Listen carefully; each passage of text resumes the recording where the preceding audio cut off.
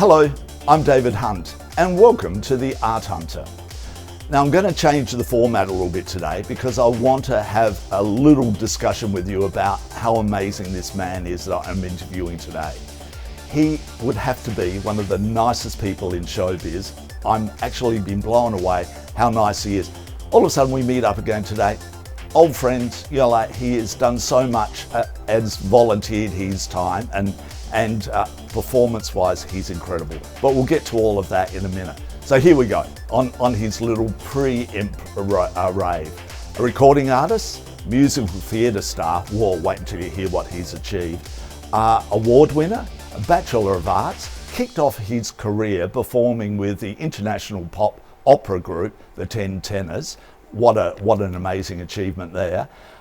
Made his mark as Tony in West Side Story, other musical, Cats, Blood Brothers, which he performed here on the stage at the Alex Theatre, Hairspray, Kismet, toured in the lead role with the Broadway sensation, Beautiful, the Carole King story.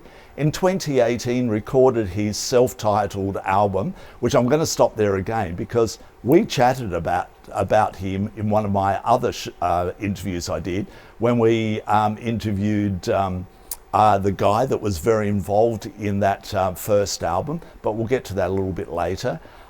His self-titled album, which went to #1 on ARIA and YouTube's, it was a classical crossover album, has performed on Sydney Harbour for Australia Day.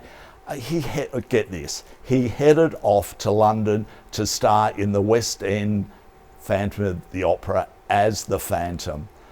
I'm going to stop there because there's so much more, and he's got a new recording out as well, which is perfect timing for us to chat to him about.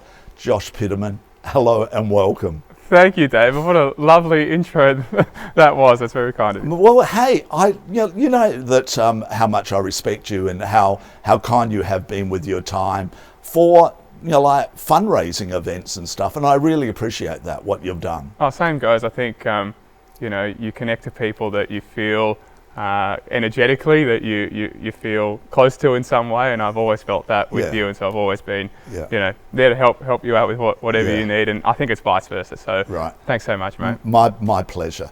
All right, so let's start off.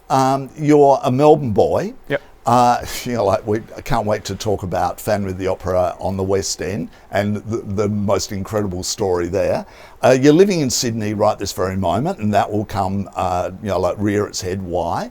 Where did the interest in musical theatre and being a singer, your voice, spectacular voice, was it because of that all of a sudden you were pushed into it? Not at all. I wasn't a singer at all growing up. Oh, really? I gave it no interest, not even a thought.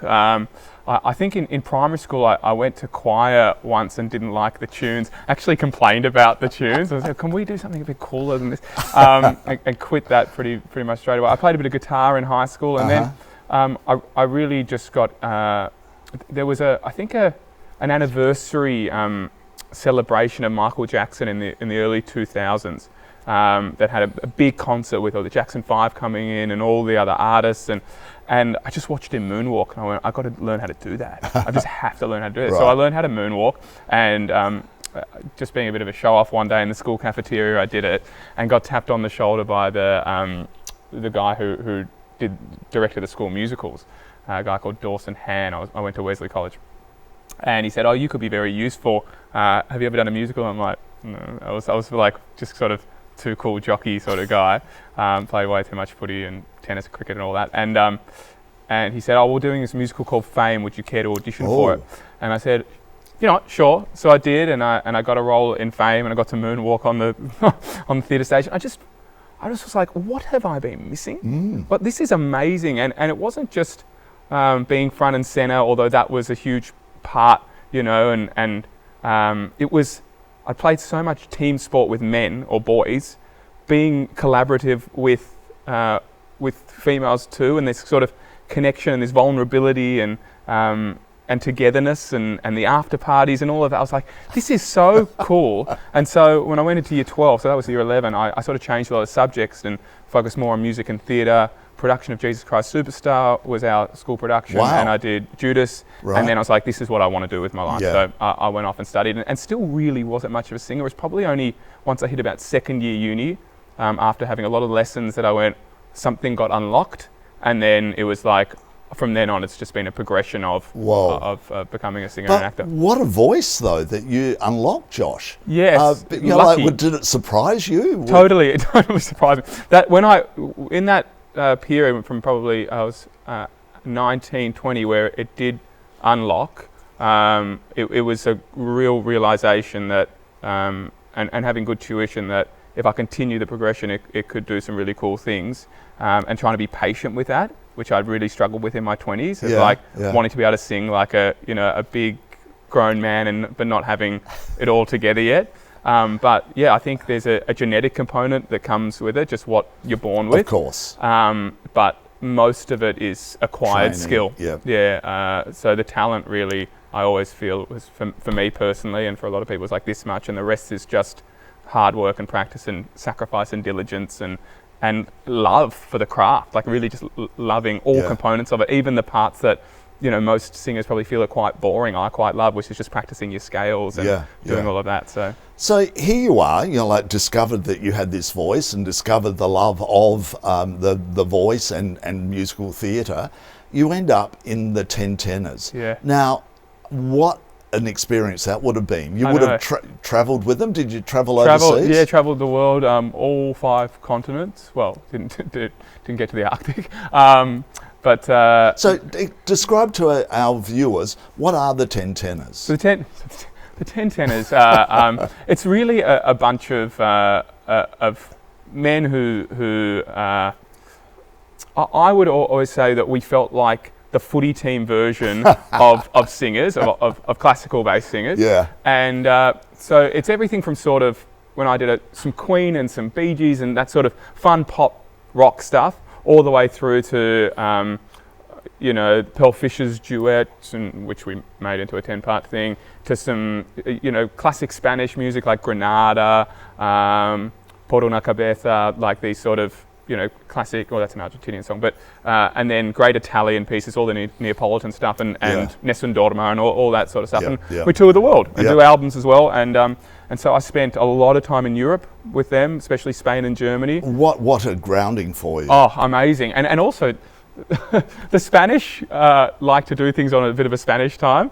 You know, they have their siestas and all that. So when it comes to doing doing touring, there were so many days between shows and stuff. Like, I swear to God, there was times where it was like 10 days between a show. So we just hung out in the hotel in Madrid, got tanned, went out into, you know, the cool parts of Madrid, and just had a great time. It was sort of, you know, there were times where you really learnt what happens on tour stays on tour. Sure. So especially 10 of you. Yeah, as I mean, well. there's more than 10 of us, because there's always a swing or two. So there's 11 or 12 singers, and then there's the, you know, sound, lighting, tour manager, sometimes the manager as well. So it could be up to like 16 or 17 blokes. Wow. You know, a lot of testosterone in the place, a lot of egos at times, but so you learn how to manage all of that. And how long do you do it for?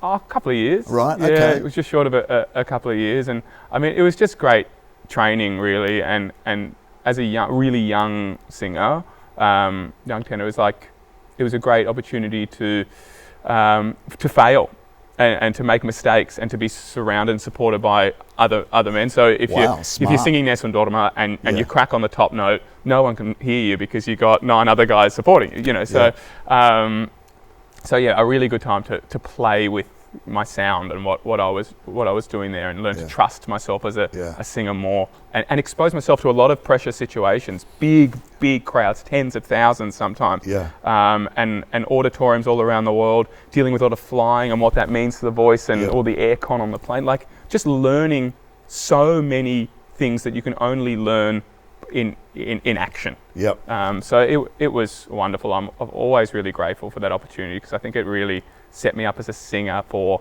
the rest of my career. Of course it did. Yeah. So then you decided. Like 15 years ago now, almost. How long? Almost 15. 14 years I think I finished up. Right. Okay. 2008. And they're still going. Yeah. I saw an ad on TV just the other day. Of course, they're still going. And the it's sort of like, you know, the Wiggles now. Like just people change come and go. come and go, Yeah. and that's what happens when you have a really strong brand. Yes. It's the brand has never been the men in it, unless you're a big fan and there's people who you follow. Yeah. It's always been the 10 Tenors, so Exactly. it really doesn't matter who's in it. Yeah. So why did you decide to leave and pursue, like going into actual shows? Yeah, I had an instance midway through the contract where I actually sent a video audition off for a production of Phantom. The most recent one with Warlow, with Anthony Warlow, 2007-2009. And got offered an understudy to Anthony, an understudy to Raoul. Whoa. But couldn't get out of the contract. And I just went, I totally understood that. That's just the nature of business and of show business. But I said, if I want to do musical theatre, I know that I can't be in this group and then just jump off and do something. I'm actually going to have to leave the group. And I knew West Side Story was coming out. And so, West Side Story, Phantom and Les Mis have been the shows that I've wanted to do since studying. And so I was like, I'm going to have to leave the group to go and do that. And so I left and auditioned for that, and it worked out really well. I think the timing was great too, because I was so versed in sort of classical singing with a bit of a twist. We did some musical theatre stuff. We did, as I said, some pop and rock stuff. Singing things like Maria and Tonight. Well, which is sort of based on, like classical music, yeah, it's Romeo and Juliet, it's all there, isn't it? Yeah, very orchestral. Bernstein stuff is always melodic and sweeping and lush and romantic, and so I think that held me in really good stead to audition for that, and I felt really confident going into that audition room that there weren't too many guys in the country under the age of 25 who were quite classical in that way.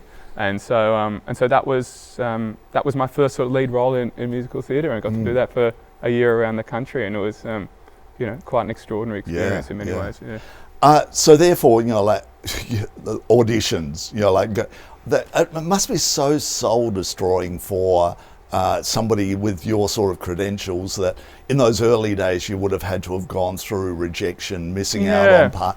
What's that like? Like looking back on it now. Yeah, you put so much of yourself into it, and so much of your identity and your emotion and all of that into something that is ultimately out of your control to a degree, because you could be so wonderful in the room and do just your very best job and everything that you're capable of offering at that time, you achieve. Yep. But they want someone 5'6" and you're 6 foot, or they want someone, a person of colour and you're white. All of these things that are out of your control. And so I think I've learnt over the years to just absolutely control the controllables. Do my very best version of whatever character is that I'm portraying, and whatever song it is that I'm singing, and give that over, and then allow the panel to do the rest of the work, and that's separation. The hard thing is, as you go through the rounds of an audition, you get to the finals. How can one not be emotionally invested in that? And so that's the challenge. So there's been things that I've been very close to and haven't got, but also there's a sort of greater discernment that I've learned, that it always happens for a reason. When you don't get something, with Phantom, for example, in London, just prior to that, I auditioned for the recast of Aladdin and got right down to the end for a role in Aladdin and didn't get it. Whoa. Now, if things had changed and I did get it, I wouldn't even have the opportunity to audition for Phantom. I wouldn't have had that wonderful experience in London. So it always happens for a reason. So you just got to keep positive, keep your spirits up, and know that if you have a level of talent and you've worked before, you'll work again, and not get too beaten up by the things that are out of one's control. All right, so there was so many that I mentioned in your little intro that you were part of. Then comes along a pretty major role in Beautiful, the Carole King story. That would have been a big step for you. Yeah, I think so. It was the first role I'd done that wasn't a singing role. It was pretty much, other than a couple of little moments, a purely acting role. And in a show that is so positive about her life. And you were the negative part in the show. Totally. I was the darkness, I was the dark cloud. From quite early on in the show, you see his demise, and Gerry Goffin, Carole's first husband, was, he was bipolar, he was schizophrenic. He really, even though he was such a genius and they wrote so many hits together, he really battled through life. He developed a really serious stammer in his voice, and he passed away recently in the last few years. And so to give him the authenticity that he deserved, I think, was ultimately a process in accessing a lot of darkness. And so I had to go into the realms of myself and, at times my own anxieties and panic attacks that I've had and mental health issues that I've had over the years. And so it was probably one of the first times I feel like I'd really had to move into some darkness and shadow stuff within myself. And that was exhausting at times to recreate on stage. Yeah, I can imagine. And I had to learn how to, at times, separate myself from the character, because I was accessing parts of myself to access him. Yep. And that made me quite exhausted. So just learning some techniques of separation there, which actually really held me in good stead for when I did Phantom, because he too carries a lot of darkness and pain, and he's emotionally so screwed up in many ways. So that I don't think I would have been able to access Phantom without the path of Gerry Goffin. Everything leads you to the next thing. Yeah. John Foreman, he sat on this couch and we brought you up because... One of the best humans going around. Yeah. He's just awesome. Lives across the road as well. Yeah. The dog sat on the couch with him. And we were chatting about you because he was involved in your first album, your Aria #1 album. Tell us about what that was like, recording an album. Yeah.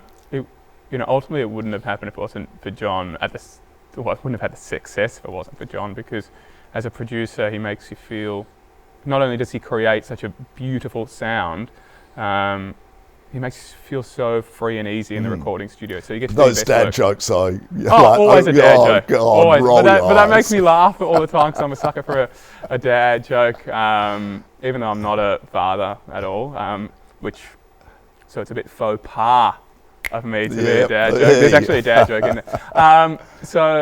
I think, I just love John.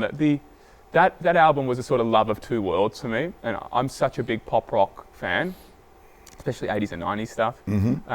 Or how can you not be? How can you not be? Yeah. So there was plenty of that stuff in there. Chris Isaak, there was Goo Goo Dolls, there was Radiohead, Farnham. But not sung the way they would. No, not sung. Yes, and then and some more modern stuff, some older stuff. But then my other love is obviously for the tenor voice. Yep. And once I developed that sort of sound within me, I became, and still am, quite obsessed with the great tenors. From Caruso through to Pavarotti, even Kaufman, who's just been here now. Yes. And lots in between, Mario Lanza, Theodor Kraus, all these great voices. And so it was sort of an amalgamation of those two worlds. So translating songs into Italian and Spanish, and putting a classical edge to a pop rock thing, but trying to keep some of those pop rock themes in there. We used the Prague Philharmonic, so that made it so sweeping and lush. But then John's rock band created that edge to it. So it was a combination, and I think people really appreciated the combination. They loved those songs, but hearing them sort of reformatted, I guess, was really cool. Yep. Yeah. Sticking with John, Sydney Harbour, Australia Day. Yeah. Performing, how spectacular. I saw it on telly and I went, whoa. Yeah, it was a real moment. And I think in a career as a singer, you get these moments. So I was in a little organic farm in Tuscany. Hey, as you are. As you do. And I get this, my phone rings and it's Foreman. And he's like, hello, Mr. Piterman. Sounded just like him. And he actually calls me Groban, and I call him Foster, David Foster and Josh Groban. And he said, so I've got this opportunity for you. Do you want to sing Nessun Dorma at the Australia Day live concert? So this was back end of 2018, so for January 2019. And every part of me, like every bit of fear and anxiety, just it was like a rush of cortisol, and I wanted to say no. And I knew... Really? Yeah, I wanted to say Whoa. no because of just being too scared to do Nessun Dorma in that pressure situation on national television. Yeah. And I just went, yes. You know, like, it was like something overrode the computer system of anxiety and fear and just said, no, you have to do this. So I just said yes. And I remember as soon as he hung up, I just started rehearsing it. Oh, really? Seriously. And so this was probably October 18. And for 3 months, Nessun Dorma was pretty much the only song I sung. Right. And just got it into my body. I'd sung it back in the Ten Tenors day, but I've been doing so many musicals and other things, it wasn't a song I sung very often. Sure. Or an aria I sung very often. So then I worked with my teacher on it, and it just got to a point where I felt so free and easy in Nessun Dorma that no matter how big that moment was, which was huge, and the mega fireworks, and it just felt free. Yeah, and I'm getting goosebumps. Yeah, it was so special. And really, if it wasn't for that, and that footage finding its way over to the team at Cameron McIntosh's office and Andrew Lloyd Webber's office, and they both saw it, I wouldn't have been invited over to audition for Phantom. Because that's exactly where I'm going now. Really? That's how it happened? That's how it happened, yeah. They saw that footage and go, yep, let's get him over for an audition. Wow. If he's ever in London, and I just happened to be going to London. Of course you were. Yeah. You jumped on the plane straight away. Yeah, pretty much. So tell us the process. You know, like here you are, McIntosh, Lloyd Webber. You don't get very much bigger than that, do you? I don't think worldwide. Yeah. You know, like what were the nerves like? What was the feeling like when you walked into that rehearsal? Well, into the audition room. The first audition was. Sorry, I said rehearsal. The first audition was just the associate director and the casting director, who's now just one of my absolute great friends over there in London, and the music director. And so it was very workshoppy. Yeah. It was almost like they were there batting for me. We spent about probably 40 minutes just on music of the night. Right. And they crafted it and sort of gave me this West End version of it. This is how Hal Prince has created it. Yep. When you come back for your callback, this is how you should do it. Okay.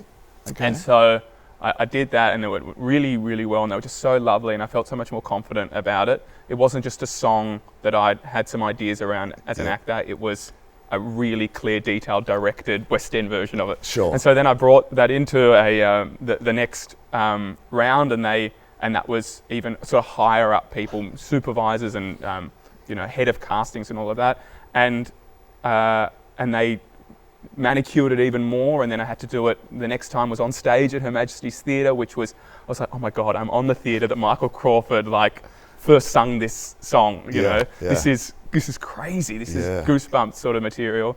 But were you thinking at any stage, don't get too excited, it might not happen, or that thought didn't enter your head?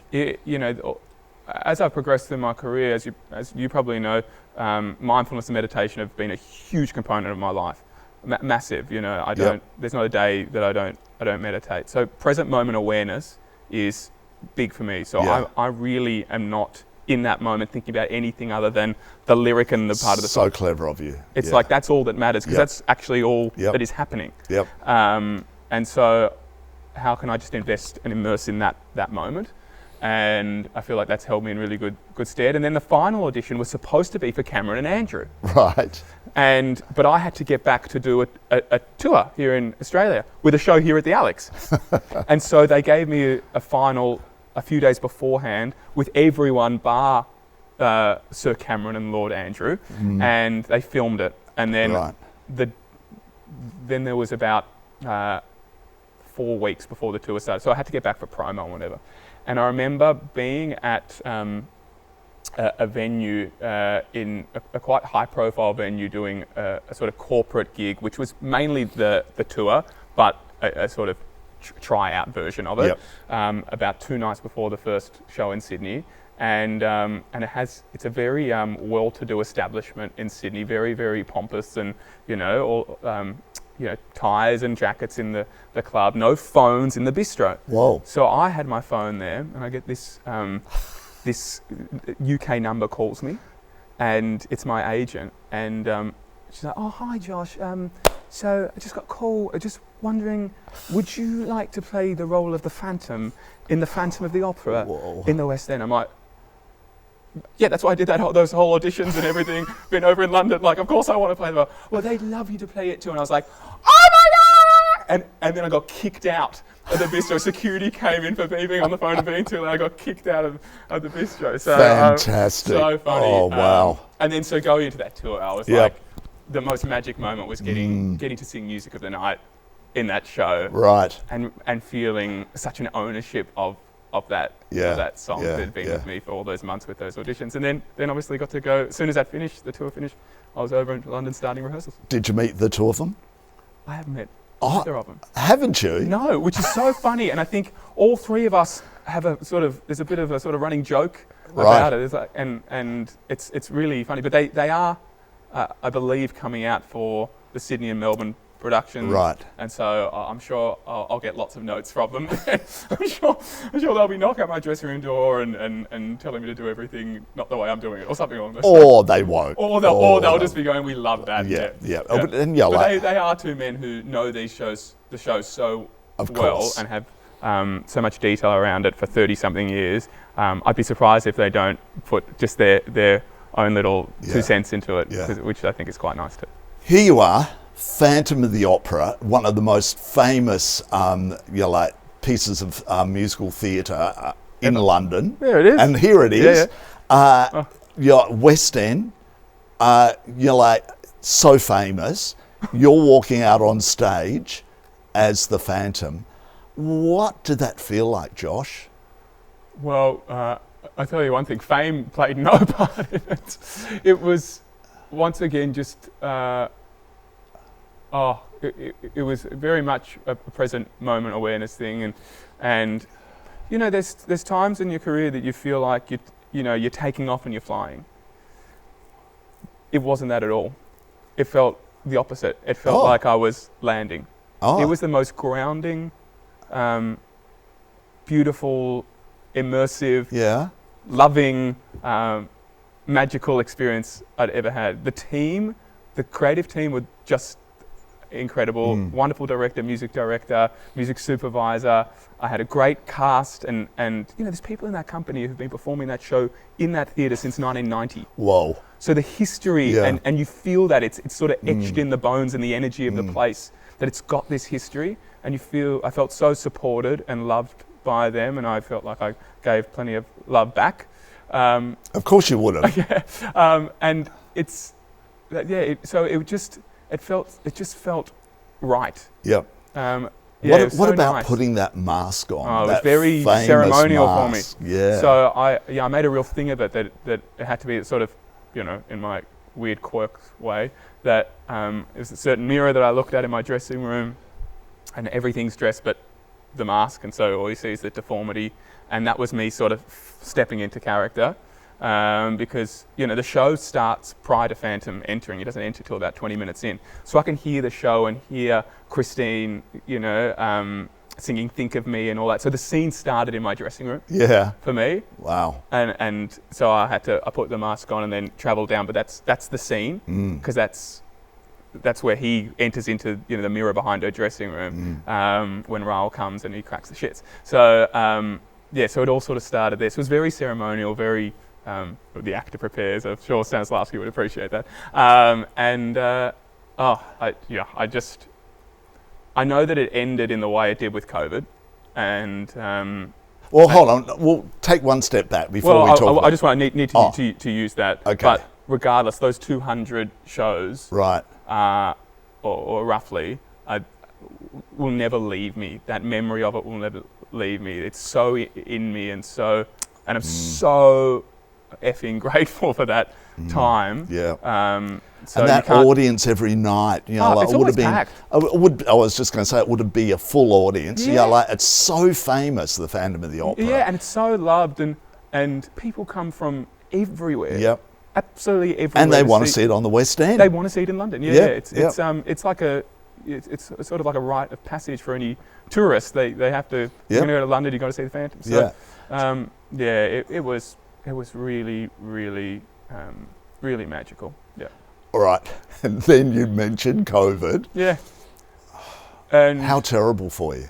It was terrible, but the thing about it was different to when, and I know I'm speaking ahead of where we are, but when the Sydney show was cancelled last year due to COVID, that was 3 days before rehearsal started, and it was like a snap cancellation, and that felt very painful. This was different because we're just going to take a week off, and then that turned into a month, and then after a few months, it seemed like, oh well, this is going to take a long time to recover from this, and they're going to have to sever our contracts, and maybe I didn't deal with all the emotion of it then because it was sort of it trickled over time, but it wasn't as hard a pill to swallow. Well, actually, you explained it well because it wasn't just bang. Yeah. And I think it was if they said, okay, it's COVID on that Monday where we went into work, and at 5 o'clock Boris made an announcement, at 5:30 we're told to go home. If they said, hey, you're going home and your contracts are severed, and that would have been huge. But it was so it just sort of frazzled over time. So it was sort of bearable in a way. But there was a part of me, and I spoke to the office at Cameron's, the office at Andrews, and they always said, this is not the end of your journey. We don't know where your journey continues or when it continues, but we love what you've done with this role. Fantastic. And we love what you give to this company, and it's not the end for you. So, and I do recall in my final audition, they said, they actually got me to sing a bit of Raoul stuff. And I said, am I going in for Raoul? Am I going for Phantom? The head of casting said, well, you've got probably a year left of Raoul in age-wise, and you've probably got about 15 of Phantom in you. So, so I always felt like, it wasn't going to be the end for me. And then that was sort of validated by, the offers when I got back to Australia to do it with Opera Australia. So how long, you came back, and how long was it before Opera Australia offered you the role? A couple of weeks. Is that all? Oh, wow. Yeah, and it had been brewing for a bit, behind the scenes, and there were sort of conversations that I was semi-privy to that... well, you're the obvious choice when you think about it. Yeah, well, thanks. And so it wasn't a full surprise, but when Lyndon Terrancini called me and asked me if I was interested in doing it, I was like, of course I'm interested in doing it. And then when I got off the phone, I don't know if Lyndon knows this, but I was, I just erupted with emotion. It was sort of like maybe the stuff I was holding on to from March. So this is sort of January 21. So probably 9 months or 10 months of stuff that I was holding on to just sort of came out, and then moved up to Sydney to start the show, and then another lockdown hit. So that was also soul crushing. But once again, sort of knew that it would happen again. It's just there's all these things that are just out of your control with COVID that we just have to learn to deal with. And then now it's so close. And now that there won't be a lockdown. No. We'll move forward. We'll move forward and we'll do it, and it'll happen. And I just can't wait. It's just excitement. I bet you can't. Because you've been doing a bit of work in between. I've been so busy. Touring around the country and stuff, and singing music of the night everywhere I go. Of course. Whether it's the Australian Open, I got to sing it in January, or it's Performance of a Lifetime at the My Music Bowl, I got to sing it with the MSO, and then on this tour around the country, just sort of singing it everywhere. So I've been sharing this bits of Phantom, and that's my favourite moment of the show. Still, getting to step back into him is the favourite thing I love most. Opera House, the Opera House, you'll be performing first time. First time in it. I've got to sing at it twice, singing Nessun Dorma now with Australia Day. So I've looked at it, but never got to go in there and sing. So that's going to be something else. And then bring it down to Melbourne to the Arts Centre as well. So then bring it, what a double whammy. Like, there's nothing more iconic than the Sydney Opera House, and then to finish this journey of it for now maybe at home in Melbourne. I mean, the family are going to be blown away. yeah, it is a sort of great family moment. Yeah, I think. yeah. Yeah. And mates, just dear mates who, lots of mates who had planned to come to London in that journey who had to cancel their flights and didn't get to see me do it, and didn't get to have their holidays in the UK. So I know there's for my core group of people, it's really special. All right, so you haven't done with recording, and thank God you haven't. I'll never So be done with that. what's this new EP that I'm seeing, Yeah. and a new single behind you as well? Yes. What's going on here? Yeah, so through the lockdown, I started working with a UK producer, Steve Anderson, and Steve is really best known for his work with Kylie. He wrote Confide in Me with Kylie. Awesome song. Awesome song. Yeah. And he's done lots and lots with Kylie, but other Aussie artists, I think he's worked with Delta before, but he's worked with Westlife, Take That, Sting. So it's just so many great artists. Steps, big in the 90s. Steps, did you have to mention them? I love Steps. Oh no, they're shockers. Oh no, they're classic. So we were put together and we just got on so well. He's obviously got an affinity for Australia and Australiana and Australian people, and he has a great pop background. But something that Steve loves that he doesn't get to enter into much is the world of cinematic music and filmic music, and he's a huge fan of Hans Zimmer, who did Gladiator and lots of other things. James Horner, who people would probably know from Braveheart. That score, Ennio Morricone, if anyone saw Cinema Paradiso, like all that sort of stuff. And so that really inspired the soundscape for this EP. And what we've done is we've just taken four tracks, a couple that exist more in the crossover world, and a couple that are very pop, and created this sort of cinematic sound to them. So there's a version of Caruso, which is a famous Lucio Dalla song, Italian pop song that... and that's the single? That's the first single. And I mean, that's been covered by Bocelli and Pavarotti, and it's a famous sort of Italian song almost, but we've totally put it on its head and made it sound like something that's probably belongs in a Zimmer clip or a Greatest Showman or something like that. And the video's video's great excellent, too. And then there's a version of Fix You by Coldplay, which I've sort of the idea behind all these songs was 4 unique love stories. So that Caruso is very much that Italian heartbreaking, thing. Fix You, I reinterpreted it, and a lot of that meditation and self-work that I did was about, for me, it was about looking in the mirror and learning more about the man that I am and learning to love myself more. And so Fix You is actually, my interpretation is a man looking in the mirror.